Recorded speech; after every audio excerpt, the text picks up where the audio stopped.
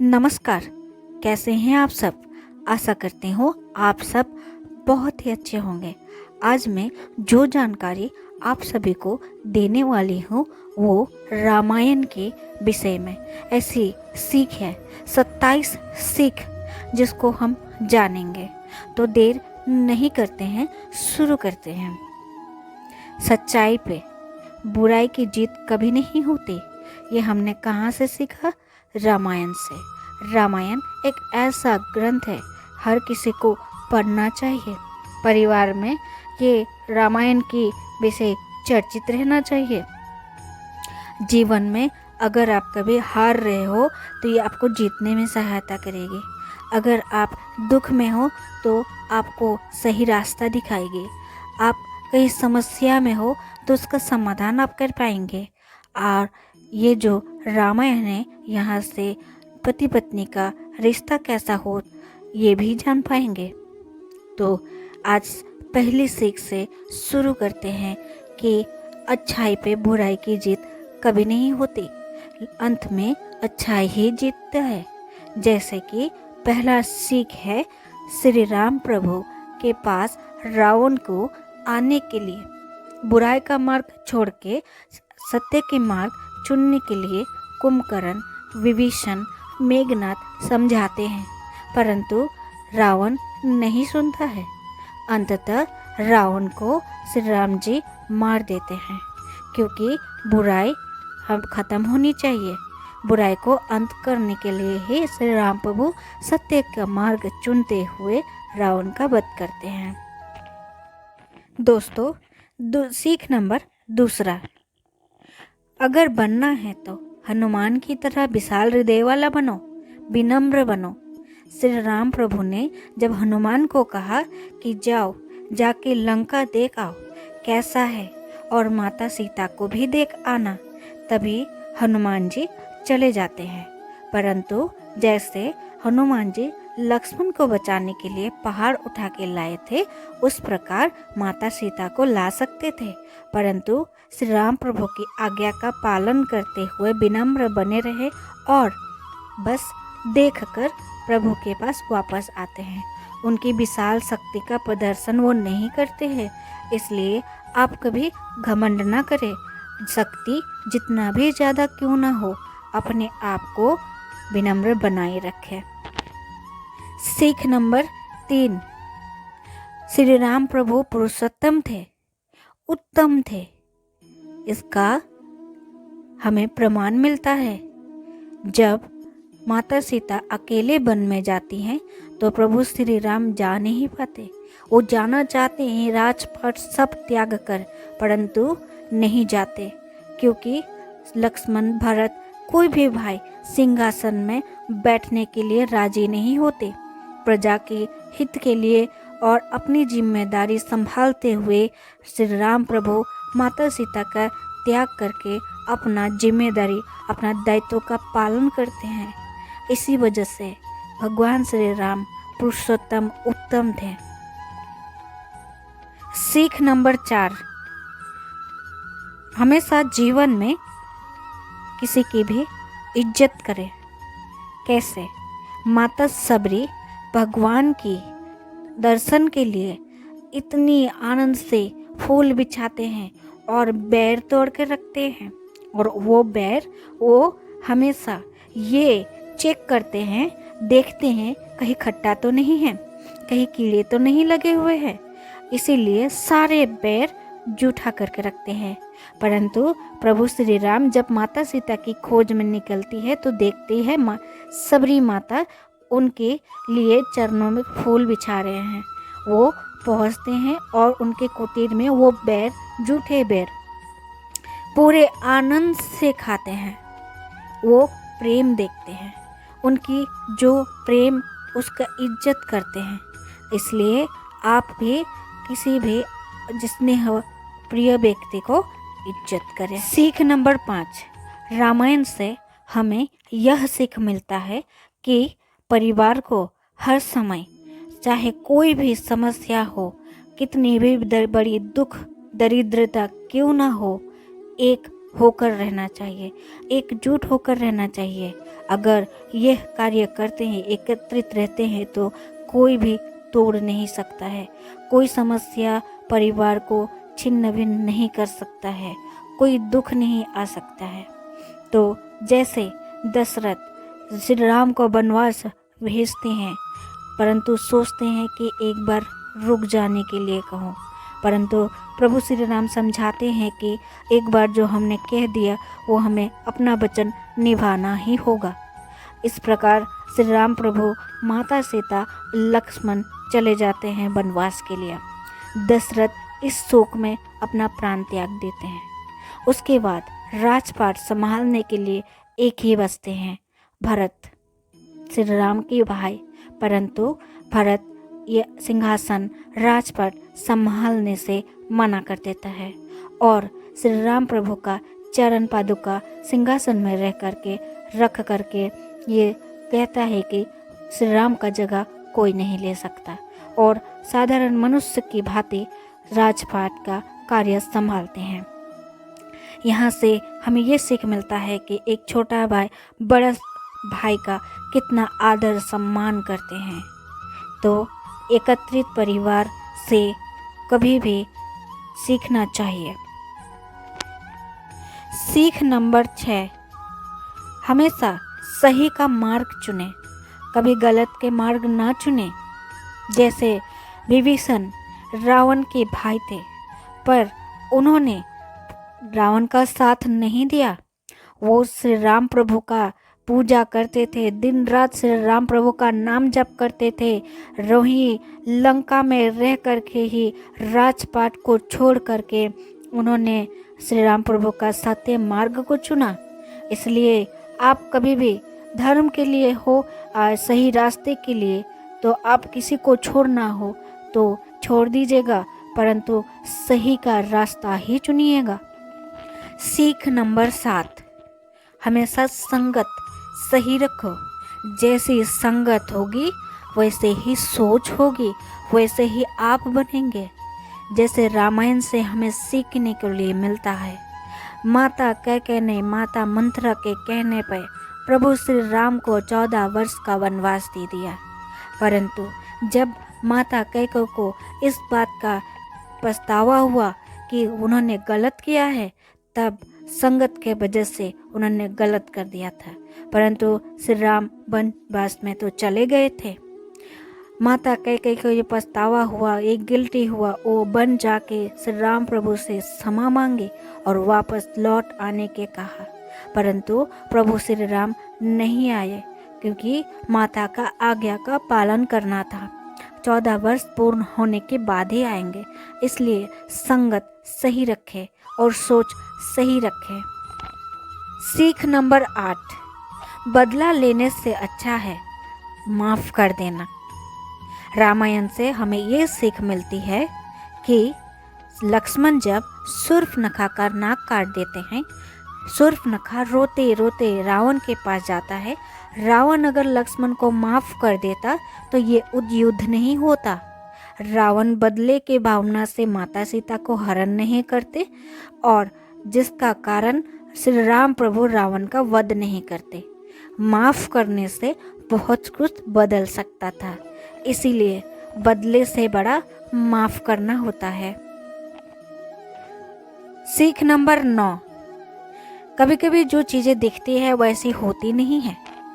जैसे रामायण से हमें सीखने के लिए मिलता है, रावण जब सीता हरण करने के लिए जाते हैं, मारीच को साथ में लेके जाते हैं। मारीच जो रूप बदलने में माहिर होता है, वो हिरण का, सुंदर हिरण का रूप लेकर के माता सीता को आकर्षण करता है। माता सीता आकर्षित भी हो जाती है और लक्ष्मण को कहती है कि वो हिरण मुझे चाहिए, लेकर आओ। लक्ष्मण माता की आज्ञा के अनुसार ही काम करता था, जो हिरण को लेने गया। जब लक्ष्मण हिरण को लेने गया, रावण साधु के भेष में आकर के माता सीता को हरण कर लंका में ले गया। इसलिए जो दिखता है वो होता नहीं है। लालच और इच्छा सब समय अच्छी बात नहीं होती है। सीख नंबर 10, रामायण से हमें ये सीख मिलती है कि जीव जंतु हो या पेड़ पौधे, हमें सभी से प्रेम से रहना चाहिए। प्रेम भाव सबके लिए रखना चाहिए। जैसे हनुमान कौन थे? एक बानर थे। सेतु किसने बनाया था? ब्राह्मण बानरों के सेनाओं ने। और यहाँ तक कि गिलहरी ने भी सेतु बनाने में मदद की थी। इसलिए पेड़ पौधे हो या जीव जंतु, सबके साथ एक समान जो है प्रेम भाव रखना चाहिए। हम सब एक साथ जुड़े हुए हैं और ये जो संसार है भगवान ने बनाया है, हमने नहीं बनाया है। और ये सीख हमें रामायण देता है। सीख नंबर 11, जिससे रामायण से हमें सीखने के लिए मिलता है कि अगर कभी भी दुश्मन से सीखने के लिए मिलता है तो वो सीख लो। जैसे रावण श्री राम के बहुत बड़े दुश्मन थे, परंतु जब रावण मरने वाला होता है तभी श्री राम लक्ष्मण को कहते हैं जाओ रावण से कुछ सीख कर आओ। लक्ष्मण कहते हैं भैया आप ये क्या बात कर रहे हो, वो दुष्ट रावण के पास मैं क्या सीख सकता हूँ। तभी श्री राम प्रभु कहते हैं कि वो दुष्ट था, पापी था, परंतु वो बहुत बड़ा ज्ञानी था और ज्ञानी है। तुम जाओ और उससे ज्ञान लेकर के आओ। तभी लक्ष्मण जाते हैं। तभी रावण कहता है कि हमेशा एक बात याद रखना, कभी भी कोई भी अच्छा कार्य, सही कार्य समय पर कर लेना। मूर्ख मत बनना मेरी तरह। अभी इस मूर्खता के कारण मैं मृत मतलब मरने वाला हूँ। और अगर मैं समय रहते प्रभु श्री राम के चरण में आता, सत्य का मार्ग चुनता, तो मैं महल में होता, अपने परिवार के साथ होता, खुश होता। इसलिए जो भी काम सही हो टालो मत, समय पर कर दो। सीख नंबर 12, माता सीता की यहाँ पर एक ऐसी रचनात्मक रूप को हमने देखा है रामायण में, नारी की शक्ति के रूप में। माता सीता नारी जाति की शक्ति के रूप में जानी जाती है। माता सीता चाहती तो वो महल में आराम से सारे सुख सुविधाओं को वो कर सकती थी, परंतु उन्होंने श्री राम प्रभु के साथ वनवास जाने के लिए हामी भरी और वो खुशी खुशी चल दिए। सर्दी गर्मी काटे उन्होंने कुछ नहीं देखा। अपना पत्नी धर्म निभाते हुए उन्होंने राजपाट त्याग कर प्रभु श्री राम के साथ में गए। नारी ऐसी शक्ति के रूप है और रचनात्मक है। माता हो बहन हो, जो अपना सब कुछ त्याग कर अपने परिवार के लिए जीती है। सीख नंबर 13, रिश्ते पैसों से कभी ऊपर नहीं होते। देखिए ना, रामायण से हमें इतनी अच्छी सीख मिलती है।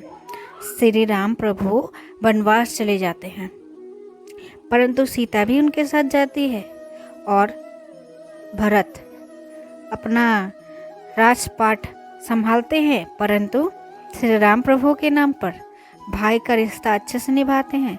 लक्ष्मण कितने प्यार से भाई के साथ चले जाते हैं। पैसे के आगे वो रिश्ता को बड़ा सम्मान देते हैं। माता सीता राजपाट महल सुख सुविधा को त्याग कर पति के साथ वनवास जाती है। उनके लिए भी रिश्ता बड़ा है, भरत के लिए भी रिश्ता बड़ा है। तो सीता माता और लक्ष्मण से सीखिए कि रिश्तों के आगे पैसा बड़ा नहीं होता है। सीख नंबर 14, माता पिता को सम्मान करें। रामायण से हमें ये सीख मिलती है कि माता कैकेयी ने बोला श्री राम को वनवास जाना है तो जाना है, परंतु श्री राम प्रभु ने एक भी सवाल जवाब नहीं किए। क्यों जाना है, कहाँ जाना है, कैसे रहना है, खाना मिलेगा या नहीं, सोना मिलेगा या नहीं, दिन रात हम कैसी जगह में रहेंगे। तो इसलिए माता पिता का सम्मान करें। उन्होंने माता के आगे कुछ नहीं कहा, चुपचाप वनवास गए। इसलिए माता पिता का कहना माने, जो होता है अच्छे के लिए होता है।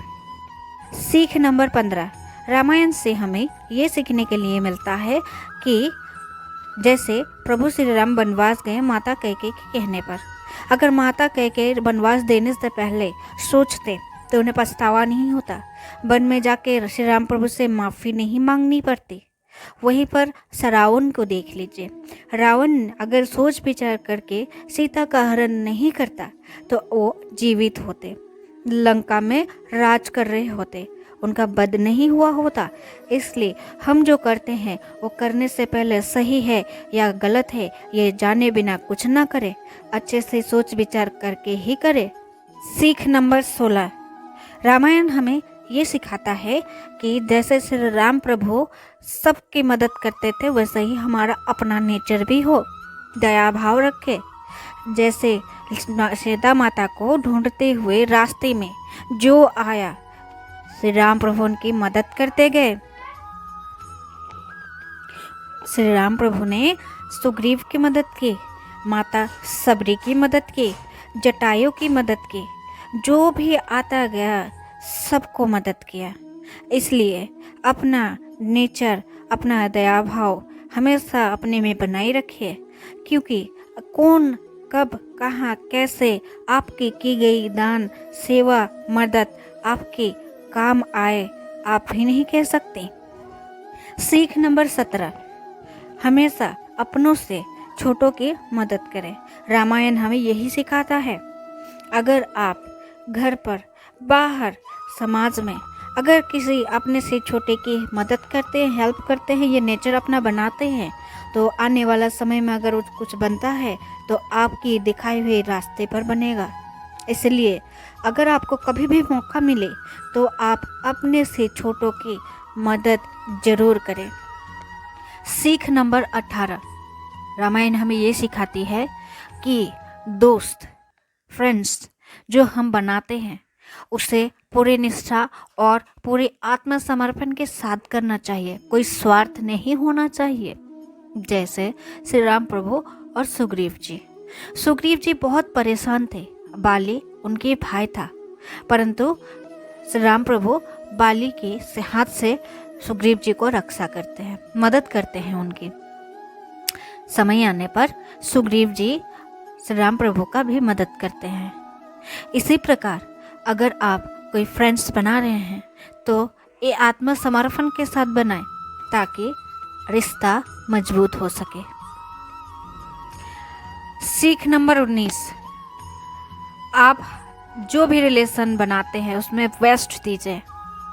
जैसे रामायण हमें सिखाता है, माता सीता बेस्ट पत्नी थे, श्री राम प्रभु बेस्ट हस्बैंड थे, भाई लक्ष्मण बेस्ट भाई थे, भरत बेस्ट भाई थे, हनुमान जी बेस्ट भक्त थे, सुग्रीव बेस्ट फ्रेंड थे। इस प्रकार अगर आज के ज़माने की कहा जाए तो ऐसा नहीं होता।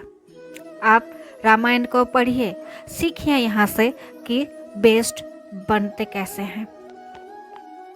नंबर 20, हमेशा जो आपके पास है अगर बहुत ही ज़्यादा है तो उस पर घमंड ना करें। जैसे रावण ज्ञानी था, शिव भक्त था, वरदान प्राप्त था अमर रहने का, परंतु उसका दशा देखिए क्या हुआ, क्यों हुआ? घमंड के वजह से हुआ। वो बुरे रास्ते पे, बुरे कर्म पर चला था। शिव आशीर्वाद था अमर रहने का, परंतु उसका घमंड, उसका बुरा कर्म ही उसको ले डूबा। सीख नंबर 21, हार कर भी जीतना सीखिए, ना कि जीत कर हारना। कैसे संभव है? रामायण हमें सिखाता है जटायु जो मर कर भी जैसे प्रभु श्री राम का नाम लेकर, उनका एकमात्र लक्ष्य था अगर कभी प्राण जाए तो प्रभु के लिए जाए, भगवान के लिए जाए। ठीक वैसा ही हुआ, उन्होंने अपना प्राण त्यागा भगवान श्री राम के लिए। तो ये आप डिसाइड कीजिए कि आप कैसे जीतना चाहते हैं। कभी कभी हम सबको लगता है कि हम हार रहे हैं, परंतु अच्छे के लिए, भगवान के लिए किए कार्य में कभी बुरा नहीं होता, जीत हमेशा होती है। सीख नंबर 23, अगर जीवन में आपको कभी कुछ समझ में ना आए तो आप निराश ना हो। श्री राम प्रभु जैसे समुद्र के पास जाते हैं और ये सोचते हैं कि कैसे क्या किया जाए, कैसे सेतु बनाया जाए, समुद्र को पार किया जाए। तभी वानर सेना जो पत्थर पर श्री राम प्रभु का नाम लिख करके समुद्र में फेंकते हैं, वो पत्थर डूबने की वजह तैरता है, जिससे विशाल सेतु बनती है और श्री राम प्रभु और समस्त वानर सेना सब समुद्र के पार जाते हैं। इसलिए आप हताश ना हो ऊपर वाले। सीख नंबर 24, रामायण हमें ये सिखाता है कभी अपने राज, अपने मन की बात कभी किसी को नहीं बतानी चाहिए। अगर रावण विभीषण को अपना जो मृत्यु का सच, नाभि में वार करने से जो उसका प्राण जा सकता है, उसका सच अगर नहीं बताता तो आज रावण जीवित होते। विभीषण ने युद्ध के दौरान श्री राम प्रभु को जाके कान में बताया था कि प्रभु आप उनकी नाभि में वार कीजिए, तभी रावण मरेगा। तभी श्री राम प्रभु रावण को नाभि में वार करते हैं। तो देखिए, रावण अगर विभीषण को ये नहीं बताता कि उसका नाभि में प्राण है तो कभी नहीं मरता। इसलिए अपने राज कभी भी किसी को नहीं बताना चाहिए। सीख नंबर 25 हमें ये सिखाता है कि कभी भी अपने से छोटे को या किसी को दुर्बल नहीं समझना चाहिए। जैसे रामायण के युद्ध के दौरान हमें ये सीख मिलती है कि रावण के सेना वानर सेना को देख करके ये कहते हैं कि ये माता सीता को चुराएंगे, ये युद्ध करेंगे। इसीलिए जब हनुमान जाता है रावण के महल में, उसके पूंछ पर आग लगाते हैं और उपहास करते हैं।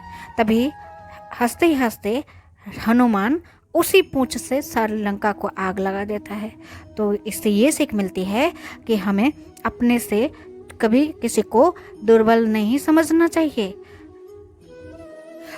सीख नंबर 26, कभी कभी सही काम करने के लिए थोड़ा रूल ब्रेक करना पड़ता है।